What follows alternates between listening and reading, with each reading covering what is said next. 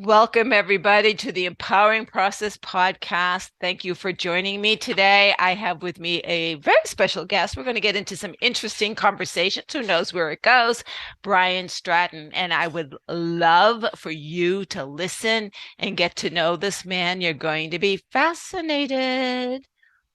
Welcome, Brian. That is so kind of you to say. Oh my gosh, I have the pleasure of sitting with Gail Kraft here. That is so cool. Did you Oh, guys hear how she introduced me? I love people that get excited about anything like that. That's so cool. Thank you for having me here. oh, we have so much fun together. If you lived next door, we would be having coffee together all the time and getting no Mhm. work done. Getting the work done. I'm glad you don't live next to me because I love what I do. But then at the same time, I think we do something truly great together, and we'd be able to have those times by being able to do something together, like a big road Yes. trip. You've been talking about doing a road trip, Right? huh? Yeah. Right? Yes. Yes. So we're connecting on a road trip. So one of the things that Brian does, he calls it making jazz. And I I spent a lot of time in the jazz community. My ex-husband was a drummer, a jazz drummer, and he taught at Berklee College of Music, which is all about jazz music. So I was very immersed into how that is such a creative and integrated way of expression. And you can go and hear the same tune over and over again, and it will never be the same, and it'll always be magic. Even when it's off, it's magic. So let's talk a little bit about what that is and the different experiences that maybe you've had in getting there. Wow, that's cool. Yeah, yeah, and let's start with the root. Yeah. Alan Watts was a let's say a teacher of for the US Western philosophy and really brought a lot of that into the West Coast and into the US and influenced a lot of the cultural movements that we saw in the 60s and 70s. And he was very well regarded by who was Krishna's student that came to I think it was Krishna who was at the 1900 the big meeting of all the religions that happened in the US. I forget what it was, but then a lot of things spawned from that affected actually the cultural movements of the 60s Mhm. and 70s. And Watts talked about in a lecture, I'm getting goosebumps even I leading am up to too. this. This is just nuts. Yeah, this is nuts. So Alan Watts talked about the idea of nirvana and what that must be like. And the reason we're getting is because we're approaching, we're feeling it. We're actually feeling jazz right now, Yeah. all over us. And he described it as the feeling of music, the feeling that you get from music, and everybody could just feel that for a moment. And that's a total win-win situation that is so outside of any way we could describe it that we could call it instead of logical, we could call it intuitively coherent. And I'll give some examples here. Let's say we have something like the smell of blue or a married bachelor or a circular triangle. Mhm. These are all logically incoherent concepts, and nirvana is a logically incoherent concept as well. It can't really be described. And so he described the closest thing he had found as the feeling of music. And so I call making jazz a win-win situation here in the more tangible and practical realm, where you can tell that you're going to do something great with this person. You can just, you, everything about you is on fire, right? When you interact with this person, you are like two planets and gravity just pulling you together, right? It's indescribable. I'm not going to try to put it in a bottle. Let's not. Let's stay away from that and say everybody knows what feeling music is for them. However, I could never know their experience. So Absolutely. And it's totally theirs. let me just share one moment with you, because Mm, I mean, I've had many moments like that, as all of us have, but there is one moment that I literally swear to God I went to the moon.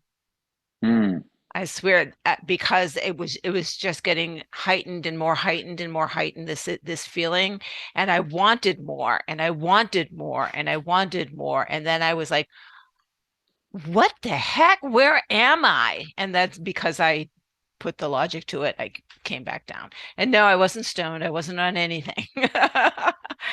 that's actually a beautiful. So when I was a young boy, my family lived next to a cornfield. This cornfield we leased out to farmers. So the cornfield came because we brought our land, and they brought their ability to lease that and work it. And everybody turned out great. We leave some for the animals. Everybody's happy. I think we left 11%. Not that really anybody cares about what the percentage was, but I was running one day, leaving our home, going around this cornfield that was next to the road that left the property. And I ran faster than at that time I had ever remembered running. And I hit a runner's high. Looking back as a kid, I had no idea what was happening to me at the time. But I hit this and I just ran because there was once you go around the cornfield a little bit along the road, there's an airstrip that goes out to the left. The road continues out straight. And I just turned and I just started running down that, you know, several 100-yard airstrip, which also has a little dirt ATV path at the end of it that goes out even further. Right. And I just kept running and running. And in my family, I won't name any individuals because I'm very, very proud of my family and my heritage. And I look at the best. And I know that might not be how some people are feeling, maybe listening to this or relating to that. But if we look at the best strictly, then in my family, with that context, achieving those kinds of highs was done with substances.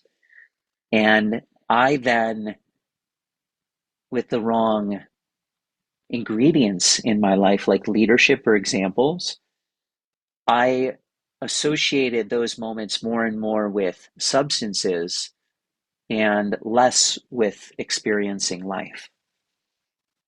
And I really appreciate that you emphasized that you weren't doing that through that kind of experience, because that's a very, very healthy emphasis to have. Yes, and I honestly know those that I've interviewed and those that I know who have struggled with substance abuse. That's what they're looking for.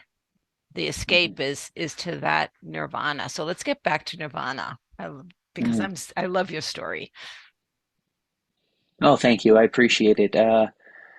Yeah, so actually, after interviewing you recently, the I've been thinking a lot more about connecting with my childhood and those kinds of things. And so, um, what do we what do we look at if we go that direction? What's the natural step? It's play. So what would me and you do? Me and you are 6 and 6 on the playground, and I say, "You want to go down the slides?" And then we go down the slides, and yeah, and then let's go do the swings. You say, and okay, let's go do the swings, and then we run around really fast, and we climb up the rope gyms and back down, and we go scream at the field. We go run after some pigeons, right? We do these wonderful things, and we test each other. That's what we're doing. Is we're seeing how far can this person go. Oh, the stakes are higher and higher and higher and higher, and that's that friend in your life where there's no boundary, where it really all just comes back to, in business, levels of play, right? There's an episode in Bluey for all you wonderful parents out there who have 4 and 6 year olds like myself, or people in that, wonderful future leaders in that age range. And um, and there's an episode where the girls, Bluey and her friends, the young girls, are wanting to play during this event where their parents are having what's called Stump Fest. And Stump Fest is an invitation by the father to other fathers to come over and help him pull a stump out, right? A stump in the yard. And so they're all set up for this, and there's 2 stumps that they have to pull, just to make that a little more clear. So they're working on one, and the girls want to set up a beauty salon or something along those lines on one stump because it's flat and it's been cut, and it's they want to be involved in whatever's going on, but they don't understand it. So they want to they want to do something there. Oh, well, they draw on the stump, they put flowers all over it, they do all these cool things and ribbons and et cetera, et cetera. And then when it's time, which was the agreement to pull that stump, they don't want to do it, right? They don't want to do it, and they go to the mother who is heckling the dads, even though they know what the agreement was, but just to give them a hard time to have a little fun. Oh, well, leave the stump alone, leave the stump alone, like starting almost a mini protest there in the backyard. And the dad's looking at the mom like, what are you doing? Right. So she takes them aside after they've won the day, supposedly, right? Letting the kids have their beachhead, right? Letting them have some control of their reality, some sovereignty. And then you can move into the next part of the episode where the mom says, but look at the dads, they're playing right now. They might be, and the little girl says, no, they're not. And she says, well, they might not look like they're playing. You play differently. But they're playing because look at them. They're lifting the stump up, and then the episode shows them lifting the stump up, and they all cheer. Yeah, we pulled the stump out. And that is an example that play is still an active life or active part of an adult's life as much as it is as a child. And even though we might think, well, we were closer to nirvana when we were children or when we're older or in our middle life, I wouldn't argue with anyone ever. I would say that you can go to the moon, to steal from Gail here. Yep. You can go to the moon very readily whenever you want. You just have to find someone to play with. I mean that. There's no video games can never replace it. There's nothing, there's fewer better moments than just hands out the window. Driver's got one out and the passenger is the other, and you're going 65, just the speed limit down the highway, looking at a big Kansas sunset, Mm. right? Like you don't need much more than that to look at The anything in life. wind blowing in your hair and the laughter. I will tell you, I was so fortunate as a young manager to have a leadership that would say, if I tried something and failed, we lost that game. Oh, well, let's go to the next. And that anchored in me that this isn't as serious as everyone thinks it is. It's an experiment. And so I can express and I was so successful in that company because I felt so confident that it didn't matter what I chose to do. It was always okay. That's how life should be. Mm, It's always okay. But we put labels on things and we have a belief of what's good and bad, easy and hard, which warps our perception and directs us in less than a positive manner sometimes. Don't we, Bryant? yeah, yeah. And why do you think we do that? Um, I think it's our beliefs. It's how we were raised, and I think for some cases it was for protection to keep us safe. Don't go there, you'll get hurt. Well, maybe not. I mean, some of the things I did as a child, if my parent was around or an older sibling, they would have a heart attack.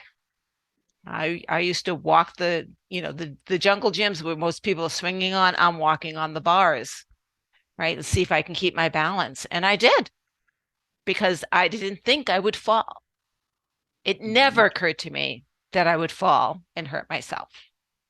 I wasn't doing it to see if I could keep my balance. It just felt good to do that.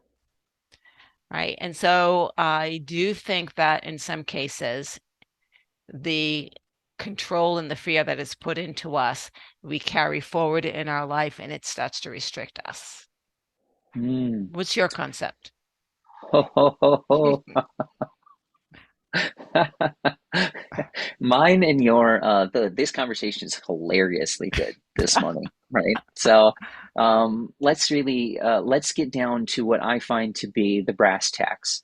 I'll still tell it as a story here for all my fellow expressive audiences out there, the storytellers, those who love that, and always always a fan of telling a story. So this comes from, I think it was Dwayne Dwyer's, who somebody sent him a beautiful story, and that someone maybe created it. I'm not sure where this came from. If anybody knows where the story of Teddy Stoddart's comes from, that would be amazing. And I'll try to do this like he said without tearing up. Um, so it was the first day of fifth grade class, and in walks Mrs. White. And she's a teacher of many years. She feels very comfortable with what she's doing. She sets her papers down on the desk and turns towards the class and tells them all the first lie of the year. The lie is, I love you all the same. Because there in the front sits Teddy Stoddards, a boy who is slovenly. His clothes are messy. His head is down on the table, and you can see it from Mrs. White's perspective. He's going to be a tough one this year. And that's okay. So the year goes on, and there are difficulties, and she finds herself actually enjoying putting the big red X's and a big F on his paper. And this isn't something that she's aware of, but let's join her here in finding out what she finds out when it's time for reviews. So every teacher is required at the school Mrs. White works at to review each student's file. And she, for some reason, saves Teddy's for the last. And when she gets to it, kindergarten says, Teddy's a wonderful kid. He's very vibrant, loves to participate. Year two, or year one, first grade, Teddy is starting to struggle a little bit because of his mother's terminal illness. Year two, in year three, Teddy's starting to struggle. And if his father doesn't become more involved, the damage will be permanent. Year four and five, things are just getting worse. And Mrs. White realizes the error of her ways immediately, that it was so wrong of her to put those big red markers on there. And so when it comes time for the kids to bring presents to Mrs. White as part of the holidays, they all bring them. And Teddy's comes in wrapped in what is obviously the grocery bag or whatever he could find. And it's done in a way that the children laugh at. And she opens it, and she makes sure to make a big deal out of it to hush the other children down, because inside is a perfume bottle that's a third open, third full, and a rhinestone bracelet with rhinestones missing. And it's not worth anything, but she puts it on and makes a big deal out of it, and the kids hush up. And he stays that day amongst all the other days where he hadn't, and says, "Oh, Mrs. Way, you smell just like my mother smelled the last Christmas we had together." And so the years go on, and she continues to get letters from him thanking her for believing in him. And the one that comes in college has a few letters after it. It's an MD now. And then 6 months later, I've met a beautiful woman, and we've been dating for a while. I'm sorry I didn't tell you, but we're to be married, and there's a place in the wedding for my mother, and I'd like you to sit in it. And so she shows up to the wedding. She makes sure to wear that perfume and the rhinestone bracelet. And as she walks down the aisle with him, and there's just a moment before the bride comes out, he says, you changed my life. You believed in me. And no one was there for me. You helped me get through some of the toughest times in my life. You taught me everything." And she said, "No, sweetie, you taught me. I didn't teach arithmetic. I wasn't a teacher, that I was a teacher of children." It's when we it's when we carry resentments into our life that we stop our play, and then we can't feel jazz anymore. And that feeling, I love that story. That feeling of compassion and openness is truly the last lesson I had this past year of honestly just not my place to judge anything or anyone. because I don't know their history. I have not been in their shoes. And even if they talk about some experiences that I can relate to, I can relate to them, but it is not their experience. Everybody is looking for the same thing. They're looking for love. They're looking for laughter. They're looking for joy. And the way they go about it may not resonate with us because we don't No, understand. We've not been we there. it's we have no idea what they're going through. No idea. No idea. No idea. And that's so cool because that means we can't really judge them. We can judge what we might have done or what's okay and safe Right. for us. I think Right. I'm with you. Right. And that may change for me. I can honestly say boundaries are flexible, right? They're there for a reason, and the reason is to keep us safe, right? We do believe we need to keep ourselves safe. And if we take a look at everything that happens, let's say me, I don't want to be preachy. I take a look at everything that happens and I know what my core values are, my heart and soul core values are. Does this align with those? If the answer is no, fine, they don't align, then that's not for me. It's not a judgment. It's not for me. That's okay. If it does align, then is it something I resonate with and want to bring into my life? And if it's not, that's okay. Usually it is. If it can pass my core values, it absolutely is something that resonates with me. And for Mm. me, with others, it's really important for me to resonate with my clients, resonate with my peers. And if I don't, that's fine. Go find someone you resonate with. Find somebody you resonate with. Yes, Yes. yes. And that's, oh man.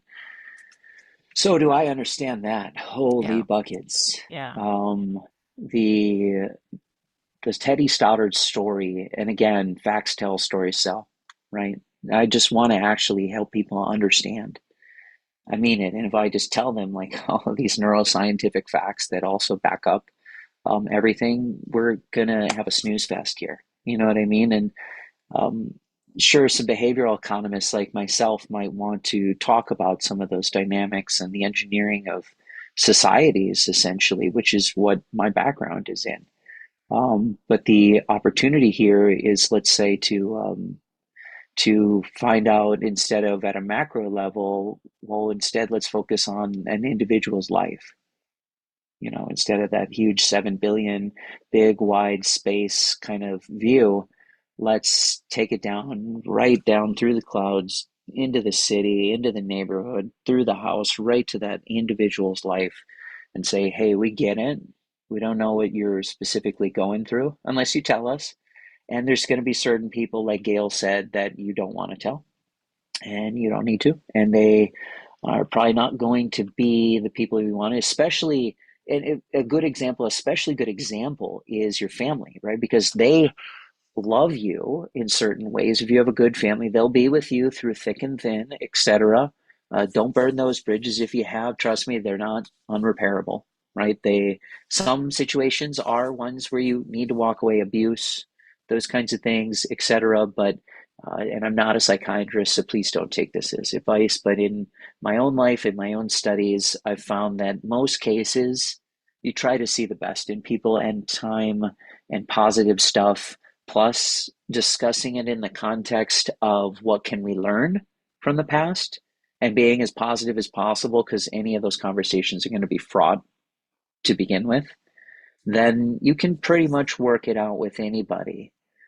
There's a lot of spiritual teachings also out there that teach that you want to be generally good with all your brothers and sisters around you. You know, you just you want to really try to maintain amicability.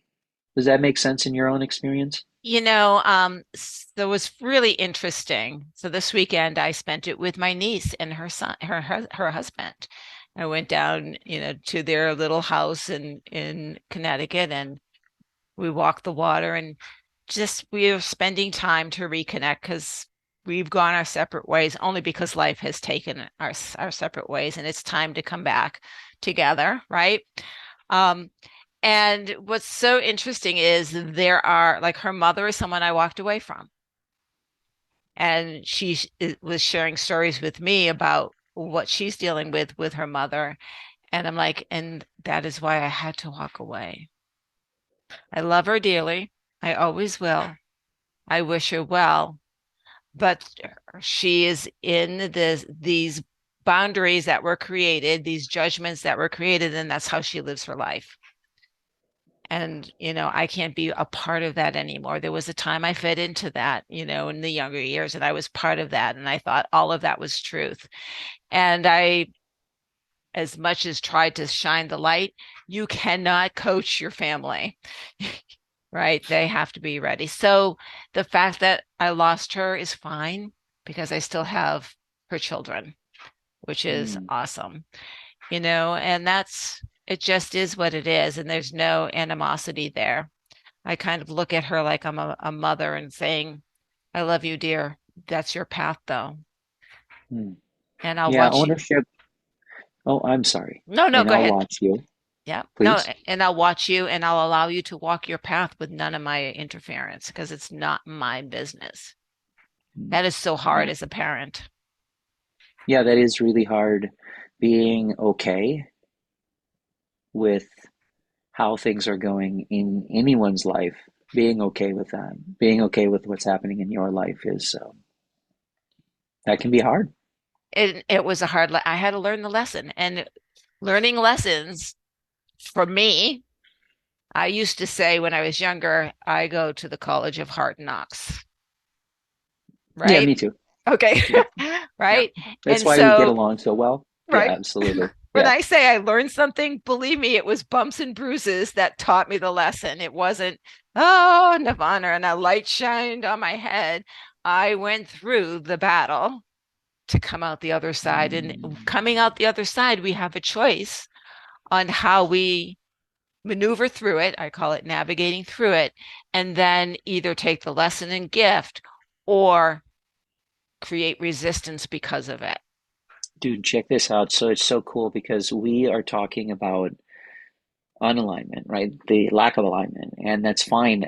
I feel like I found a back door, or somebody can tell me it's this, because I know nothing's new under the sun. So somebody can tell me that this was somebody else's thought or whatnot. But what I've really come up with in my life, because of, let's say, lack of teachers or lack of information, et cetera, was I had to figure out a back door because some of those family members, like like those logically incoherent things like Nirvana, we can never own it, right? So we can never lose it. Therefore, you can be sad if it's there or not, or you have a connection with it, sort of ebbs and flows over time. What I found with, let's say, imagine, that you're somebody who is, maybe you're somebody out there who's listening to this, or maybe you or I can relate to this because I certainly can, where you're with somebody in your life that you haven't had that alignment with, right? Et cetera, et cetera. There is a way out. There's a way forward to alignment. And what I found is just seeking their joy and goodwill. You literally go out of your way to seek their joy and goodwill, understand them, whether they're understanding you at all. Because ultimately, let's imagine this, all of our parents are going to die, hopefully before us. They want that too, right? Et cetera, et cetera. Not that anybody wants to die, but they would, you know, either way. So everybody knows what I mean, right? And so you're going to be alone. You are alone. You're ultimately alone, even if they're still here or not.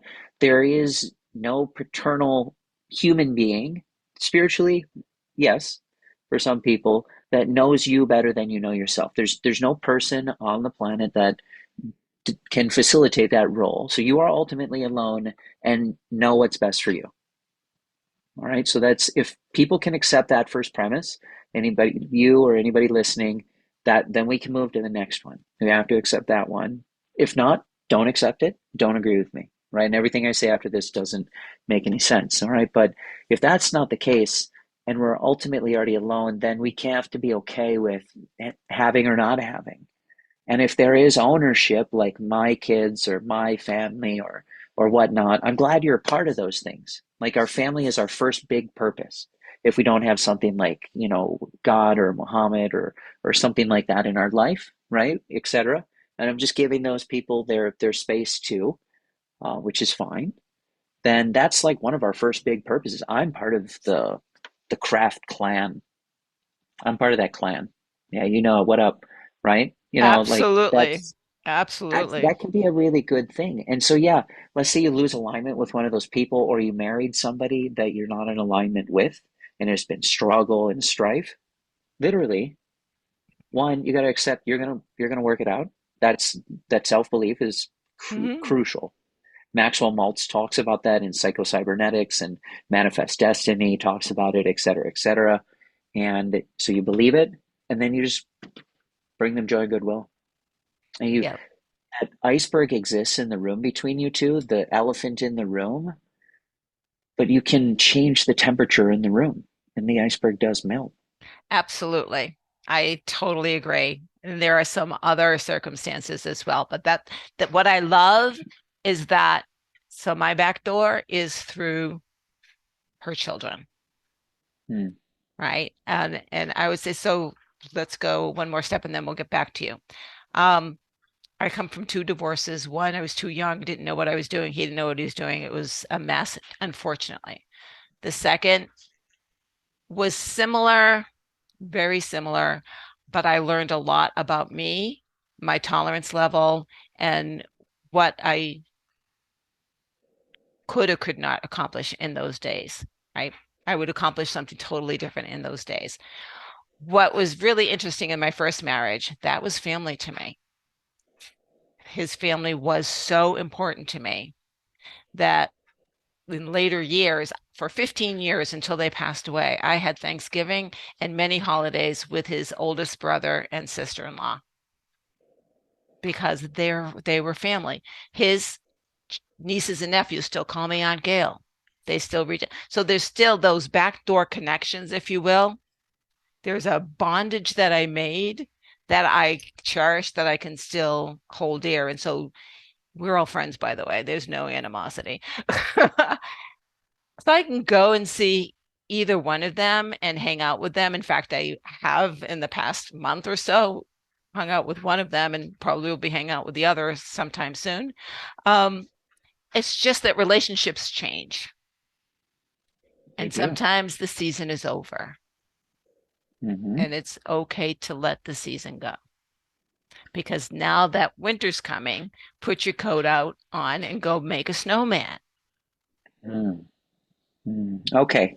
And this is really cool because this is a really great bridge in. So I I really like that. Okay, so let's make sure I have that clear in my mind. So you've had some seasons in your life, you've learned a lot about yourself, and you've found that it's okay. And because I'm okay, the relationships are okay. Hmm. I mean, they're my buddies, they're my friends. And that's one of the things I said after divorce. These guys were friends before they were lovers to me. I want that friendship. That's what we built that relationship. And that was so pure and true, right? And what happened between us is history. It's over. It's yesterday. It's not the now. And in the now, we can laugh and play cards and go see the mutual grandkids or whatever. And it's awesome to I'm ha to glad to have hear that. that. Yeah, You have that feeling yeah, yeah. between everybody that those environments can be better. Right. When you go back That's great. to what drew me to you in the first place, because that is still there, Sure, of course. right? And Absolutely. I cherished it enough to grow it into a love relationship. Can I cherish it enough to grow it into a friend relationship? Hmm. And I did, so I'm kind of proud of that.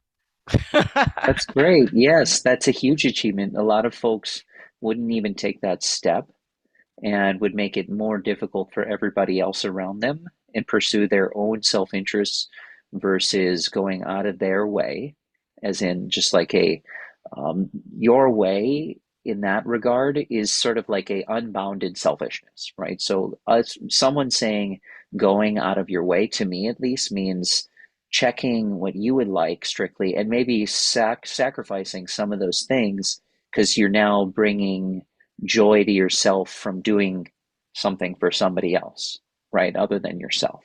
This Hmm. all you can always find joy. I'm glad to hear that you have those outcomes too, because Right. that also speaks volumes about responsibility. Of like, all right, well, everybody else is going to suffer unless we step it up.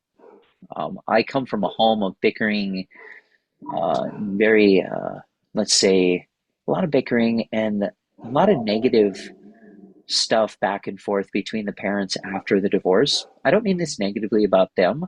It's Right. just more we all had to learn somehow. Hmm. Hmm. Excuse me. And that was something I did not want. I did not want. And in fact, my second divorce, if we went with lawyers, he would have been reamed. It would have been horrible. And I went to him and I said, I am not out to bring you down or do, let's go to a mediator and let's negotiate what works for you, what works for me to untangle what we've built together from a place of caring, right? I don't care if you get that money. In fact, there was no alimony, no child support, none of that. It's like, this is yours, this is mine. Are you happy with that? Yes, I'm happy with this. Okay, let's go. And by the way, you wanna take the kids out for dinner, right? There's no need. I mean, remember why you got together in the first place during those times. And that's the same with my sister-in-law. I love who she is at the core. I love who she is at the core. And I Yeah. was I was telling my niece, I said, "Oh, I can remember her fearlessly going after something at one point. She was such an idol to me. She was so strong, right? And I wanted that strength in my life. So thank you for that." Right. So I guess I Hmm. do have some gratitude. Ah, that's great. That's cool. That's Right? cool.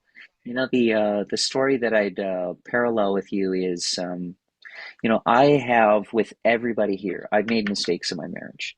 And those marriage mistakes accumulated over time into divorce papers being presented to me by my current wife. Hmm. And I had to step it up for 2 years. And me, I, of course, chronologically logged every video and then pulled the critical elements and notes out of each of those videos onto whiteboards and then cross correlated them all into a course and then reference them up into spiritual manuals, right? You could go pick the Gita, you could pick the Bible, you could Right. pick whatever you want and say, all right, well, is it there? Has it been tested for thousands of years? Okay, great.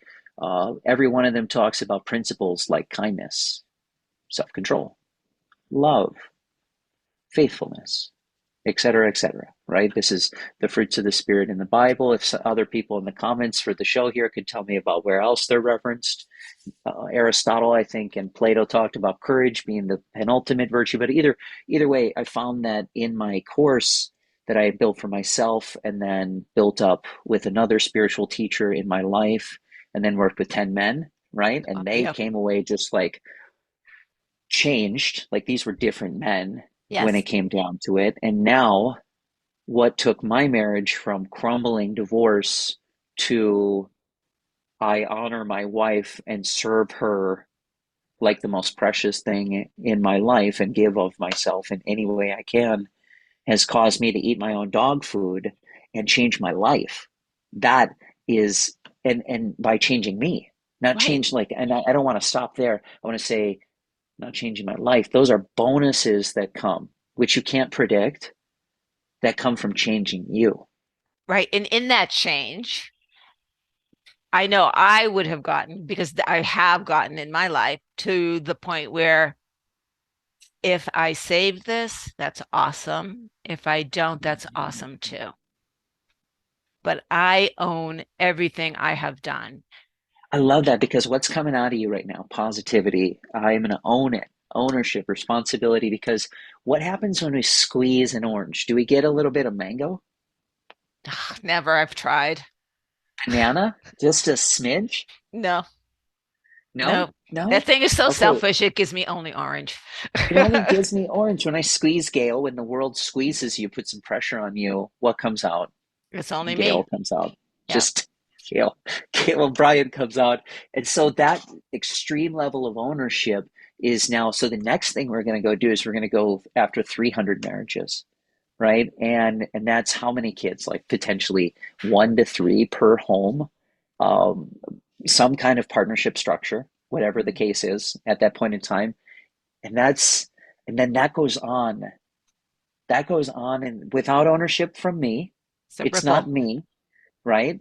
And we also built it where there's a rotating set of teachers like myself, at the top of the organization or in the bottom, because it's more of a servant leadership style organization. It's all built that way. Um, those are more janitors or custodians, but you have to have a rotating set so it's not about any one person, so you don't end up with like groupthink or Right. group effects or things like that.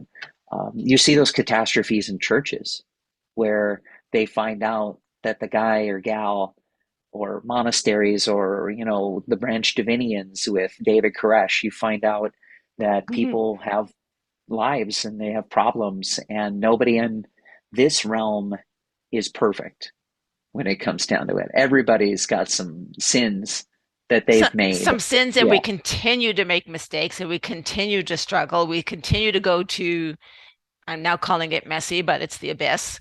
We Mm-hmm. continue. So even though I have grown and learned and evolved, and I call it I woke up, I'm this, the light isn't shining so bright that I can't see. There's still shadows that I will be facing and that I continue to face because I am in this human experience. And the Mm-hmm. human experience cannot grow without resistance because I won't learn anything new if I don't face another challenge. Mm. Yeah, we are always being pushed a little bit further than what we handle can handle, Yeah. and that's scary. And a lot of people instead resort to this old joke about a bunch of people go to a Jewish synagogue, and the rabbi stands up and he says, "Oh, God, you're so great. Thanks for having a relationship with me. I am nothing. I'm nothing." And the merchant stands up and he says, "Oh, God, you're so great. Thank you for even having a relationship with me. My wealth is nothing. I'm nothing. I'm nothing." And this person who's really poor, who really has nothing, stands up and says, "Oh, God, you're so great. Thanks for having a relationship with me. I'm nothing." And the rabbi and the merchant look at this guy and they're like, "Who does this guy think he is saying he's nothing?"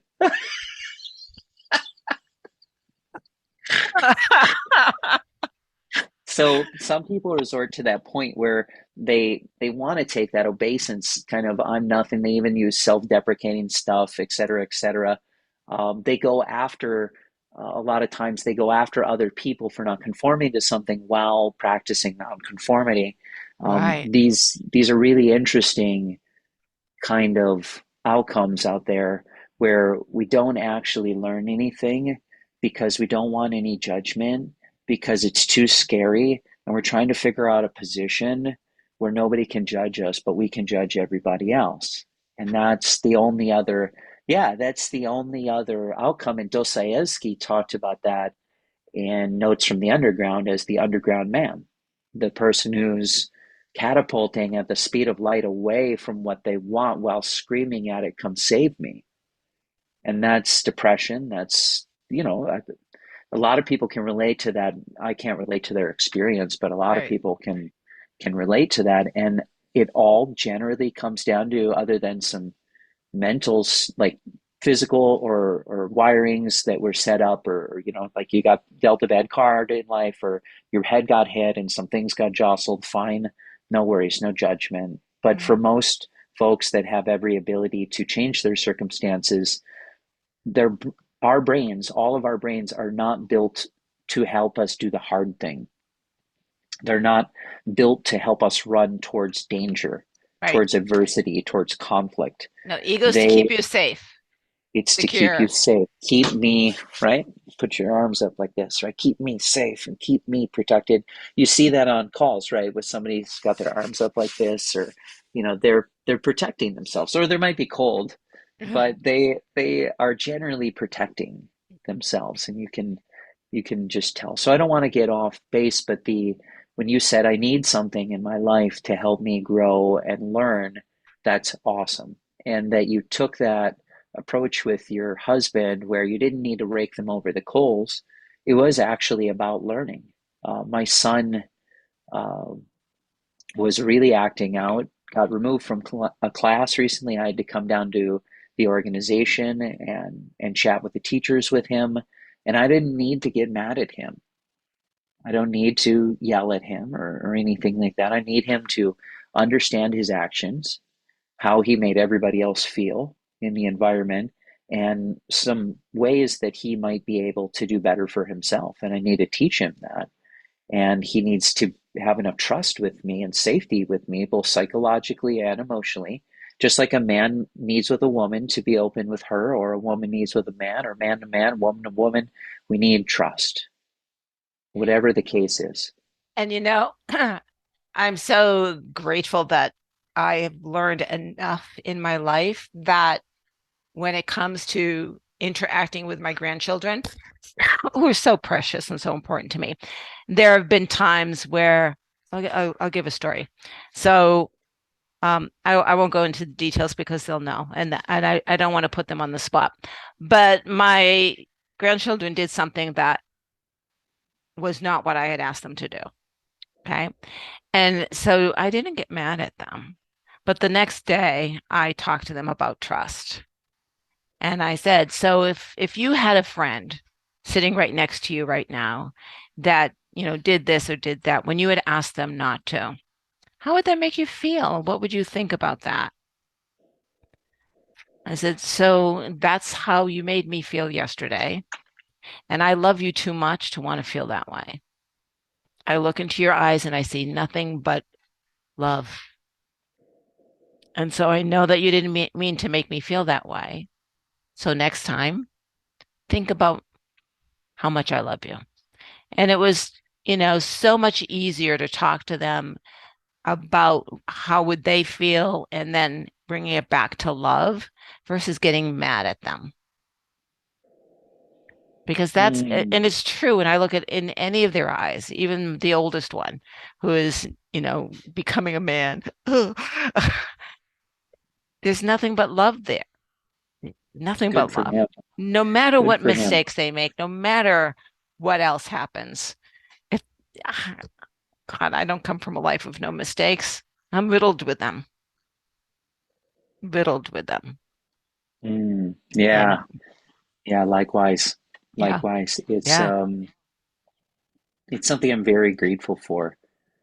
Really, really grateful for. yeah, because we can either continue again, we have choices. This is the free will part of being the human being. From my perspective, so I just went through a cancer and chemo journey, which was not fun. And I knew that I had a choice on how to approach that as a victim or as a student. And I did it from, okay, I'm given this path that I have to walk down in some way. The choice is mine on how I walk down that path. Mm, And so I spent it reflecting internally and not only thanking my body for putting up with me, right? But also immersed in the emotions that I was feeling and allowing, I call it feeling the feels, feel the feels and sinking into them and watching them alchemize into something different. And that was living through hell. And my book mm, is Lessons from yep. Hell. Lessons from Hell, not yet out. And I documented in the book what I went through week from week from week. Mm, And it always came out with a lesson and something new. So we have a choice when we are faced with the darkness, especially when you know it's coming. Like, who would choose to go for chemo? Come on. Right? I don't know what to do this weekend. Let's go get juiced up. No. But you do make that choice when you give over to it, because I could have said no. And then how do you navigate that choice that you made? right? And you can be angry. I could have been angry at the healthcare system. I could have been angry at cancer, which is why would I be angry at my own body? Of course not, right? You can be angry here. There was no anger. There was no victimization. And there was the anger a couple of times in the book, and I laughed about it about halfway through the book, laughing about this is ridiculous. Again, joy, right? How do you find joy in the middle of all that? We come out with the joy, right? You go through it and feel the feels, Mm, right? yeah, yeah. Right. In one of the chapters, I talk about laughing at me resisting because I was trying to feel the feel, but I was resisting. And so then I started resisting the resistance, which only caused more resistance, which meant I had to try to resist and when I realized I was escalating in the wrong direction, I burst out laughing again, Mm. right? Oh, this is crazy. You can't resist resistance. That's creating more resistance. You know that, right? Yeah, yeah, absolutely. You Yeah. talked about that with diving boards. Yes, with the diving boards, right? And Mm, so, that's when I was learning about the diving boards, right? Oh, this is, the more I relax into it, the easier I bounce up. mm-hmm. And the more I go into it, knowing this is not going to be fun, but I'm going in it willingly.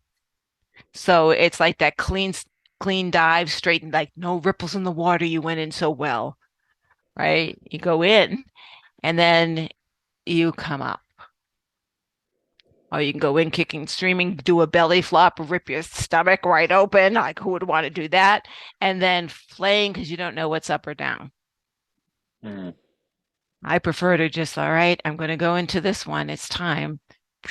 Go in, get the lesson, get the gift, and come up. It Yeah, sounds absolutely. so easy, but it's scary at first. Yeah, so all of the knowledge that we could share here is worthless without application, Right, right? We right. can hear this stuff all the time. And so I'd remind anybody out there that's helping other people or would like some help with those kinds of things, whether it's with your marriage or getting empowered here with Gail and those kinds of things. I'd encourage them to understand that it is a application process. It is the implementation of that. It is the willingness Nietzsche called it, and I'll close on this, is it was the path of the camel, lion, child. And first, we must become the camel, and that is learning the rules of society. And then Mm, we become the lion to break the rules of society. right. And in order to become the child, we have to face what's called the dragon, which its scales, Nietzsche says, beautiful language here, gleam with one phrase: thou shalt. It gleams from every one of the dragon's scales and is blinding. And the only way to win is to ignore the thou shalt, you shall be this way in the world. You shall do this, right? Because you're the lion, you're trying to break the rules, Right. right? And then you can become the child and create something truly new. And that's interesting because that's sort of like diving through the water and swimming down and coming out the ocean on the other side. That's really that's a really interesting thing, being able to slip between states of perception in order to bring the most joy and goodwill to those around you who care more about how you make them feel than what you say, and care when they know why they should care. And you are ultimately alone staring at that void, screaming amor fati, loving the thing that is trying to kill you. It is years and years of grinding and staying diligent on your goals. And that I have to thank the gunnies at the military academy that I went to, the guys off of Iwo Jima, some of the Mm-hmm. biggest bloodbaths in the world, some of the biggest theaters of war, the Korean War, the Vietnam War, World War II, who raised me and my father, mother, and those who poured into me. I am an amalgamation of so Mm-hmm. many things. I am not original, yet I am unique, and that is a it's a paradoxical relationship for all of us in life. And I wish everybody here the best. And there's always a way to give more, which ends up giving more back to you. And then you have to figure out a way. What was that movie where the guy has to spend all the money? Is it Yeah. Brewster's Millions? I think Yes. it might have been Brewster's Millions, where he eventually, I don't want to give away the how he actually gets rid of the money, but yeah, it's like trying, you just, give more than what you think you can handle, take on more than what you think you can. And, you'll figure out you're going to get hurt. You're going to figure out that the world bites back and it leaves you a lesson at the same time. And it's up to you to run away from that and then continue that roller coaster, fighting about the same things, having the same terrible holidays or spouses. And it's you. Yeah. You're perpetuating the cycle too. And even if that's only 2%, own 100% of your 2%. Own it. Just Own it. own it. Own it. And that for me was the biggest lesson. I would say it's almost 20 years now, 20 years ago, that I just didn't like who I was and then had to own. You're the same person when you liked yourself. It's you, Gail. You're the common denominator in all of these scenarios. Mm. It's you. And admitting to that was very scary, very scary. So we are the creators. So, Bryant, I love what you do. How do people get in touch with you to find out about your programs and learn more about you? Well, the interwebs is a pretty good spot if they want to get in contact with me. Um, you can reach out at my first and last name dot me, so bryantstratton.me. That is my personal site. I run a company called Smart Founders as well, and people come to me and they're not understood. Their ideas are really important. This could be a CEO or an inventor, and nobody understands what they do. And so, really helping people be understood, understand themselves, et cetera, et cetera. Also, that program for husbands is something that is near and dear to my heart, which is at husbandslevelingup.com. And come join if you're a guy out there and you're struggling, right? It's all about fellowship and accountability. We haven't started the women's side of that, but that means basically I just haven't met a co-partner that can help women who's a woman, right? I just haven't met that person yet in my life. Um, so yeah, that's what I'm up to. And if I do work with somebody, it's all about making jazz.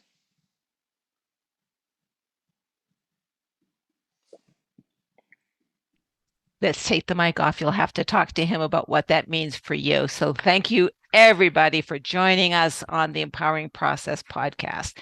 If you like this, give us a thumbs up. If you have questions, put it in the comment. We will get back to you. If you know someone who could benefit from this, please do share it out.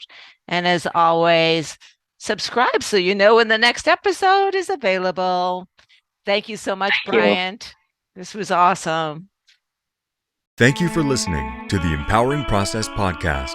Be sure to visit Gail at gailcraft.com to learn more about how she serves thought leaders, entrepreneurs, and goal seekers. And remember, if you like this broadcast, be sure to share and subscribe so you don't miss an episode.